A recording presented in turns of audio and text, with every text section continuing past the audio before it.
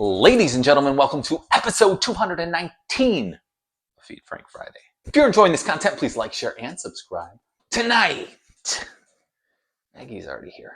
Pepsi has just decided that your gut needs help. We are trying both new Pepsi prebiotic sodas. They're Pops. I film in Michigan. They're Pops. Original cola and cherry vanilla, if you will. Lower sugar, added fiber, no artificial sweeteners? But is this actually innovation? Or just soda wearing a new yoga outfit? I could use some new Lulus. What do you think, Maggie?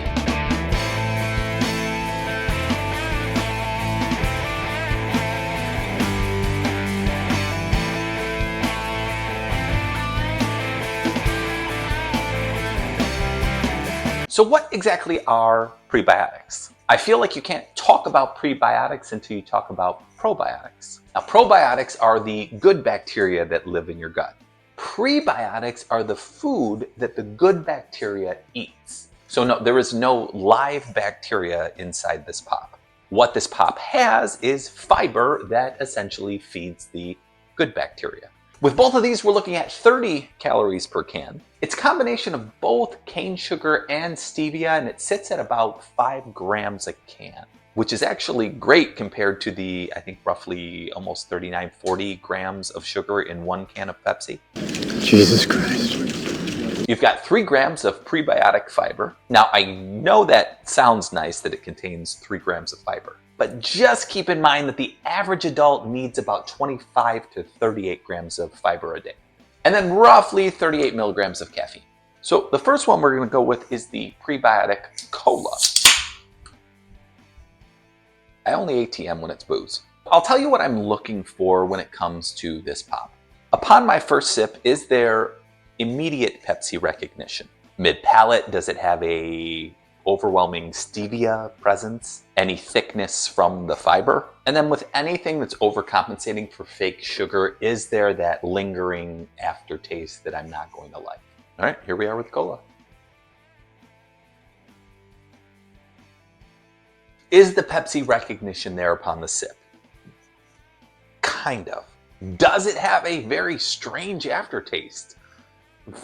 Yes, it does. Now, I'm not necessarily feeling that it's thick, but for some reason, I'm getting like that fibery residue. It's leaving like almost like a sawdusty kind of feel in my mouth. The second sip is worse. It's almost kind of giving me a flat Pepsi taste. It's carbonated, but also flat? Question mark?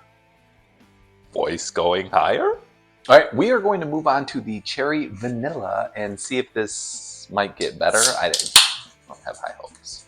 Maybe the cherry vanilla masks the stevia and the weird fiber taste a little bit better. I don't know. This one definitely smells better than the Pepsi, and by that I mean I can actually smell it. The Pepsi by itself, I couldn't. Just the cola. This one I can. It's giving me a little bit of cherry cough syrup vibes, but leaning more Ludens than cherry cough syrup. Do you remember when you were little and your mom would be like, "You want a cough drop?" And then she'd whip out like a Ludens and you're like, "Yes!" Versus like a Halls or a Ricola.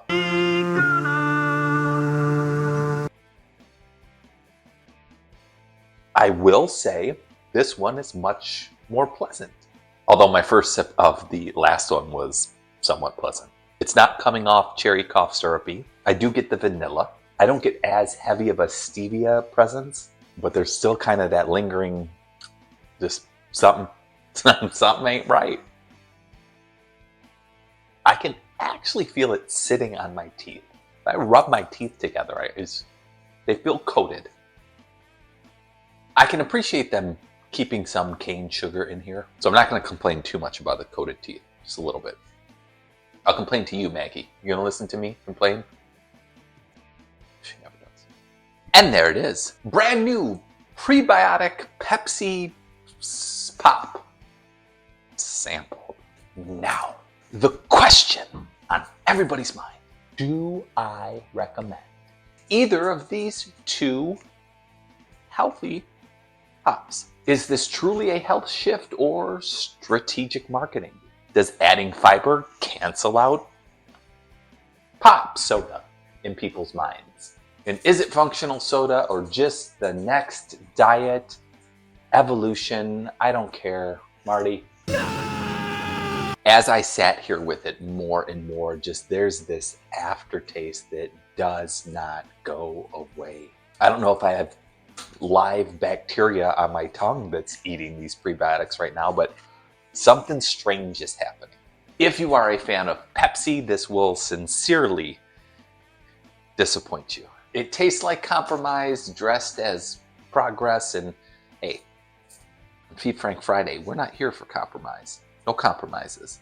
Big Soda has stepped into the wellness aisle, and well, I'm gonna have to step out. As always, thanks for watching. Please like, share, subscribe. Tippity tap that notification bell. New episodes every 7 p.m. EST on Fridays. F cubed. Out. The choice of the next generation. Deuces. Just not my choice.